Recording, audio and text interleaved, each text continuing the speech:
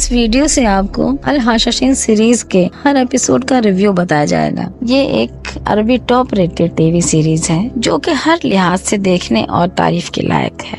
ये सीरीज हसन सबा के ऊपर बनाई गई है जो कि तारीख का खतरनाक तरीन फितनेबाज शख्स था। हसन सबा को अगर आप नहीं जानते हैं तो आपको जरूर जानना चाहिए। खैर, हमारी आने वाली वीडियोस अगर आप देखते रहें तो आप ही अच्छी तरह से जान जाएंगे कि हसन सबा कितने बड़े फसाद का नाम था। ये इतनी दहशत रखता था कि अजीम से अजीम तर रियासतें उसके डर से थर थर कांपती थी। ये तो था हसन सबा का शॉर्ट सा इंट्रोडक्शन। अब आए इसके ऊपर बनाई गई अल हाशाशीन सीरीज के पहले एपिसोड का रिव्यू करते हैं। पहले एपिसोड के स्टार्ट में वो दौर दिखाया जाता है जब हसन सबा के उरूज का दौर होता है, यानी 11वीं सदी का दौर दिखाया जाता है। इस किस्त का पहला सीन बड़ा ही कमाल का और रियलिटी बेस्ड होता है। इस सीन में दिखाया जाता है कि हसन सबा के एक इशारे पे उसके फिदाई अपनी जान कुर्बान कर दिया करते थे। हसन सबा एक फ्रेंच सफीर के सामने जब अपने एक फिदाई से कहता है कि क्या तुम अपने मकसद के खातिर कुर्बानी दोगे, तो वो फिदाई उसी वक्त किले की फसील से जंप लगा के खुदकुशी कर लेता है। हसन सबा के साथ इस कदर वफादारी देख के वो सफीर हक्का बक्का रह जाता है। अगेन आपको ये बताते चलूं कि ये सीन कोई फिक्शनल सीन नहीं था। हसन सबा के एक इशारे पे उसके फिदाई ये सब कर गुजरते थे। इस सीन के बाद 40 साल पहले का वक्त दिखाया जाता है जब हसन सबा बहुत ही कम उम्र का होता है और ये सीन होता है ईरान के रे शहर का। ये सीन भी इतना चौंका देने वाला होता है कि ये आपने सोचा भी नहीं होगा। इस सीन में ये दिखाया जाता है कि हसन सबा के पास चेहरे पढ़ने का इल्म भी होता है। वाह वाह, क्या कमाल बात है। चेहरे पढ़कर वो लोगों के राज तक जान लेता था। इसकी मिसाल अगले वीडियो में और भी कमाल की होगी, वो लाजमी देखना। इस सीरीज में आप देखेंगे कि इसी इल्म का इस्तेमाल करके वो फ्यूचर में अपने रास्ते में आने वाली कई मुश्किलों से कैसे कैसे निपटेगा। इस एपिसोड में दिखाया जाता है कि हसन सबा जमीन पर बैठ के लकड़ी के टुकड़े के साथ जमीन पर कुछ लिख रहा होता है। इतने में 4 लड़के उसकी तरफ आते हैं और उनमें से एक लड़का कहता है, तुम हमारे साथ खेलते क्यों नहीं? फिर दूसरा लड़का कहता है, क्या तुम हमारे साथ खेलने से डरते हो? फिर तीसरा कहता है, अच्छा हमें अपनी पसंद का खेल तो बताओ, हम वही खेल लेंगे तुम्हारे साथ। तो हसन सबा बैठे बैठे कहता है, चलो फिर चेहरे पढ़ने का खेल खेलते हैं। ये सुनकर एक लड़का कहता है, क्या तुम मेरे चेहरे को देख के बता सकते हो कि मैं कौन हूँ? फिर जो होता है सुन के इंसान की अकल दंग रह जाती है। हसन सबा उन सब के एक एक करके ऐसे ऐसे राज खोलता है कि वो उसको मारने लगते हैं। उनमें से एक लड़के का राज तो कुछ ऐसा भी होता है कि हसन सबा उस लड़के के चेहरे को देख के कहता है, तुम कब्र खोदने वाले के बेटे हो। तुम अपने बाप के हमरा लावाहिकीन के घर जाके झूठ बोलते हो। कहते हो कि मरने वाले की कब्र से नूर निकलता हुआ हमने देखा ताकि वो खुश होके तुम्हें पैसे दे। या फिर तुमको मालूम होता है कि घराना कंजूस है तो तुम लावाहिकीन को कहते हो कि मरने वाले की कब्र से सांप बिच्छू निकले हैं। वो फिर इसलिए तुमको पैसे दे ही देते हैं ताकि तुम उनका राज फाश ना करो। एक एक करके जब हसन सबा उन सबके राज फाश करने लगता है तो वो भड़क जाते हैं। वो हसन सबा को मारने लगते हैं तो इतने में हसन सबा का दोस्त उमर खयाम आके उसको छुड़ा लेता है। फिर रात का सीन दिखाया जाता है जिससे ये मालूम होता है कि हसन सबा को हरूफ और आदात का इल्म सिखाया जा रहा होता है, जिसमें उसकी माँ बड़ी मददगार होती है। लेकिन उसका बाप इस चीज को लेके बड़े ही खौफ में होता है कि कहीं हसन को कुछ हो ना जाए, क्योंकि ये इल्म काफी खतरनाक होता है। लेकिन उसकी माँ ये सब जान गई होती है कि हसन को कुछ नहीं होगा, वो इस इल्म से परवान चढ़ेगा। इसलिए वो इसको सारे किस्म के इल्म उलूम से सरशार करती रहती है। वो इसको रातों में बाहर अकेले भी छोड़ देती थी, क्योंकि ये भी उसके अमल अमलात का ही हिस्सा था। ऐसे ही वो उस रात जब उसको बाहर जाने का बोलती है, तो जैसे ही ये बाहर निकलता है तो वही लड़के इसको देख लेते हैं जिनके इसने राजफाश किए थे। वो इसको पीटने के लिए इसके पीछे भागते हैं, तो ये बस्ती के करीबी जंगल की तरफ भाग पड़ता है। वो लड़के भी इसको मारने के लिए इसके पीछे भाग पड़ते हैं। हसन सब्बा भागते भागते उनसे थोड़ा सा ओझल हो जाता है। जैसे हसन सब्बा भागते हुए पीछे मुड़ के देखता है तो एक कुएं में जा गिरता है। यहाँ से बदलती है हसन सब्बा की तकदीर। जो लड़के इसको मारने के लिए इसके पीछे भाग रहे थे, वो इसको कुएं में गिरा देखकर डर जाते हैं और वापस चले जाते हैं और किसी को कुछ बताते भी नहीं। इसको कोई बचाने वाला तो होता नहीं है। ये वहाँ मदद के लिए बाबा बाबा पुकारता रहता है। इतने में तेज हवा चलने लगती है और एक औरत की आवाज आती है जो कि कहती है, तुम्हें बाहर निकालूं? तो हसन कहता है, हाँ, मुझे यहाँ से निकालो। हसन सब्बा को नहीं पता होता कि वो औरत की आवाज में कौन बोल रहा है, लेकिन यही वो भूत परी होती है जो इसको फ्यूचर में रूहानी ताकतों से नवाजती है, तारीकी यानी अंधेरे के राज और इल्म बताती है। इसके ख्वाबों में आती है और रियलिटी में भी दिखती है और मुश्किल में इसकी रहनुमाई भी करती है। वो इसको अपना ताबे बना लेती है। अपना हल्का सा इशारा करके इसको कुएं से बाहर भी निकाल देती है। फिर भूत परी इसको कहती है, तुमको अब ना तो कोई मार सकता है और ना ही कोई तुम पर अब गालिब आ सकेगा। फिर हसन सब्बा कुएं से निकलकर भाग के घर की तरफ दौड़ता है। देखता है कि घर के बाहर बस्ती के तमाम लोग इसलिए जमा होते हैं कि आखिर हसन कहाँ गया। वहाँ जब हसन सब्बा पहुँचता है, उसका बाप उसे गले लगा लेता है और पूछता है, तुम ठीक तो हो? हसन खामोश रहता है और अपने बाप के गले ही लगा रहता है। फिर 10 साल बाद का वक्त दिखाया जाता है जब हसन सब्बा और उसके 2 दोस्त उमर खयाम और अबू अली अल तूसी काफी बड़े हो चुके होते हैं। वो तीनों रात के वक्त आग जला के कहीं बैठे होते हैं। तो हसन सब्बा कहता है, हम तीनों में इख्तिलाफात होने के बावजूद भी हम दोस्त कायम हैं, लेकिन दोस्ती एक अजीम ख्वाब है। इसको शरायत के साथ लेके चलना होता है। हमें मिलजुल कर अपने टास्क तक पहुंचना है और इस नाइंसाफ दुनिया को बदलना होगा। अबू अली अल तूसी कहता है कि दुनिया को तो कोई नहीं बदल सकता। हसन सब्बा कहता है, हम बदल सकते हैं। दोस्त होने के नाते हम एक एग्रीमेंट करते हैं। अबू अली अल तूसी पूछता है कि कैसा एग्रीमेंट?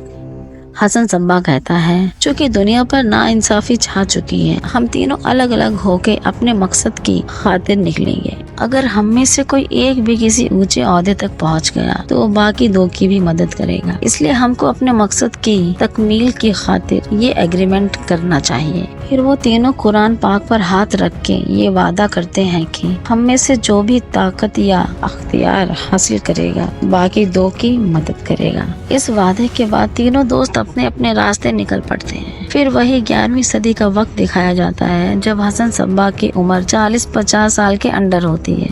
अस्फिहान शहर उस दौर में सल्जुक रियासत का दारुल हुकूमत होता है। वहाँ के हालात काफी अच्छे होते हैं। मंडी बाजार सब भरे भरे होते हैं। वहाँ बातनी फितने की तबलीग छुप छुपा के की जा रही थी, लेकिन जहाँ भी ये पकड़े जाते हैं तो इन पर काफी जुल्म और सितम किए जाते हैं। हसन सब्बा भी इसी शहर में अपनी फैमिली के साथ रह रहा होता है। हसन सब्बा अपने बातनी फिरके की काफी रूहानियत पा चुका होता है, लेकिन अभी उसको मजीद 2 मुर्शिदों तक रसाई हासिल करके उनकी बैयत करना बाकी होता है। हसन सब्बा को ख्वाब में एक जैद बिन सहून नामी शख्स मदद के लिए पुकारता है, लेकिन इसके पीछे का राज कुछ और ही होता है। हसन सब्बा ये राज जान जाता है कि इस आदमी की मदद करके इब्ने अत्ताश तक पहुंच सकता हूँ।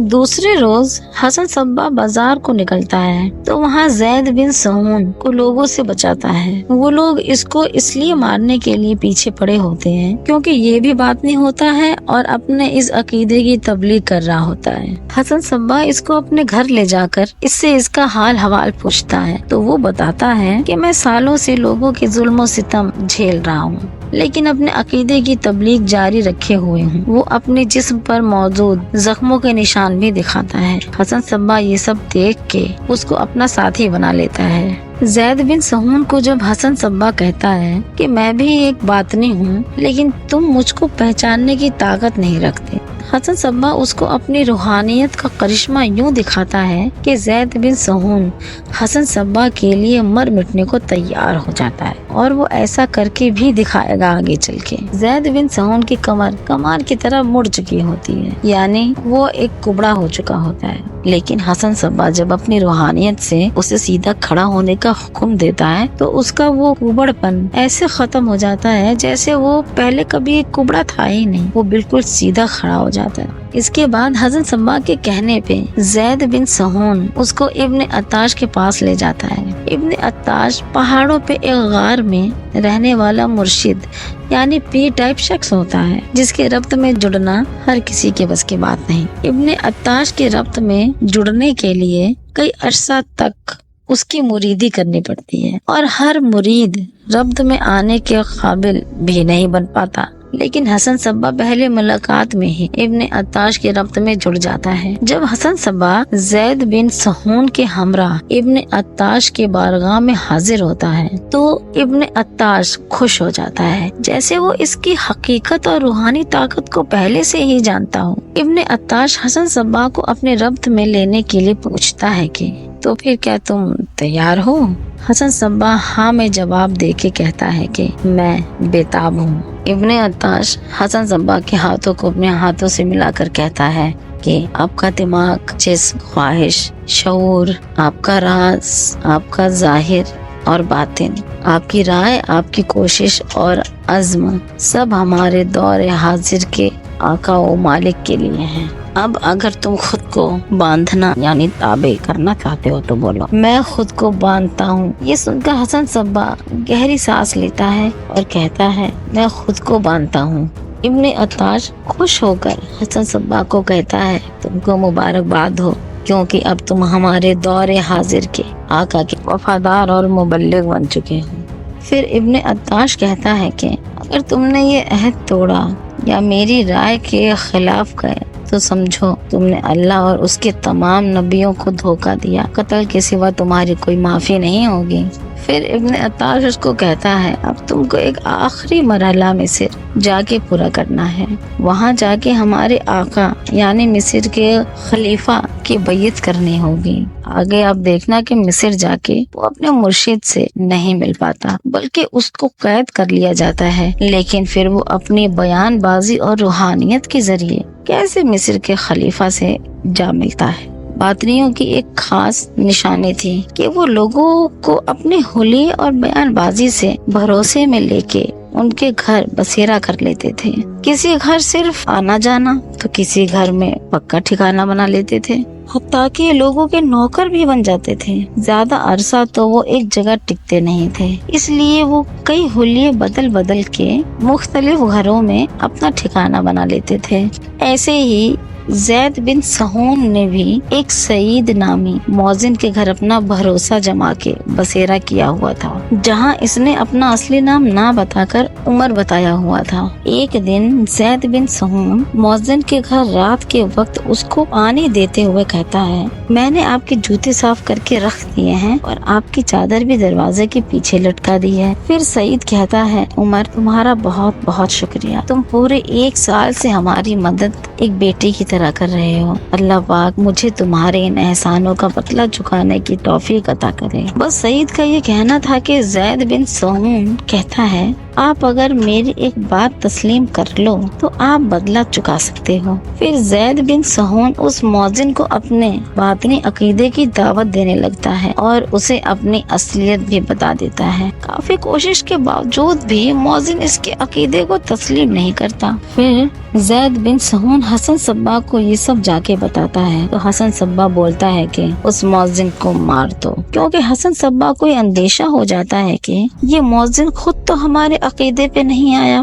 یہ کہیں دوسری عوام کو بھی ہمارے فتنے کے بارے آگاہ نہ کر دے، اس لیے حسن صبا نے اس کو مار دینے کا حکم دے دیا۔ اب اسی رات زید بن سہون واپس اس موذن کے گھر جاتا ہے اور اس کو بڑی بے رحمی سے قتل کر کے واپس آ جاتا ہے۔ اگلے ایپیسوڈ میں آپ کو یہ بھی پتا چلے گا کہ زید بن سہون کو کسی نے دیکھ لیا ہوتا ہے، जो बाद में जैद बिन सहून को शायद पकड़वा भी सकता है। वो कौन होगा अगले एपिसोड में देखेंगे। कत्ल होने से पहले वो मौजिन अपनी बीवी को इस फितने और जैद बिन सहून की असलियत के बारे बता चुका होता है। इस मौजिन का एक याहिया नामी बेटा भी होता है जो कि फौजी ट्रेनिंग के लिए सालजोकी करारगाहों में क़याम पजीर होता है। इनका बेटा आने वाले दिनों में फौज का हिस्सा बनेगा, तो देखते हैं कि वो अपने बाप के कातिल को कैसे ढूंढ पाएगा। उसके लिए टास्क काफी ही कठिन होने वाला है। अगला एपिसोड जरूर देखिएगा, वो काफी दिलचस्प होने वाला है क्योंकि उसमें आप देखेंगे कि उमर खयाम, अबू अली अल तूसी और हसन सब्बाग की मुलाकात अब कैसे होगी।